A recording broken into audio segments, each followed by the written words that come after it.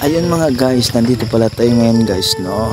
Turuan natin yung asawa ko na magmotor. Gusto niya kasi magmotor guys, kaya gusto niya matuto sa motor. Kaya yun na guys, tinuruan ko siya maghawak ng clutch guys. Tignan mo style niya guys. Pero okay naman guys, goods naman. Di naman siguro siya natatakot sa motor.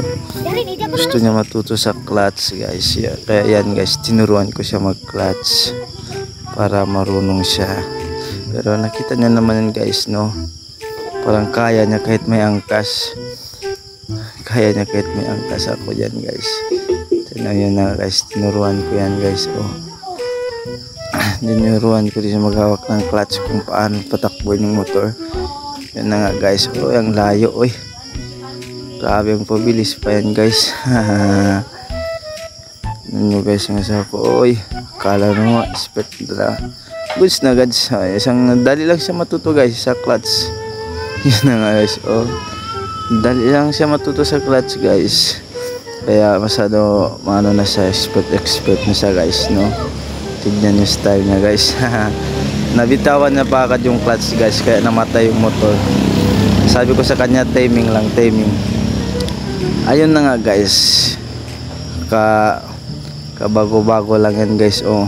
Gusto niya may angkas. Marunong na siya guys mag clutch guys. Marunong siya patakbo mag isa. Hindi na ako nag-angkas yan guys. Marunong na siya mag clutch guys. Kaya sinabi ko siya, huwag mo talaga bitawan ng clutch. Kung gusto mo maglipad-lipad ka na, huwag mo, sabi ko, bitawan agad yung clutch kung magmotor. Timing lang guys, sabi ko sa kanya, timing lang. Ayun nga guys, bilisan niya guys. Siguro baka nagana siguro sa motor guys, kaya binabilis-bilisan niya guys. Nagana siguro sa motor guys. Ang sinabi niya sa akin guys, gusto niya daw, hindi na daw mag-uwi og motor na lang siya daw guys. Wow, mayaman sa gasolin. Yan na nga guys, maraming salamat sa inyo guys. Paalam.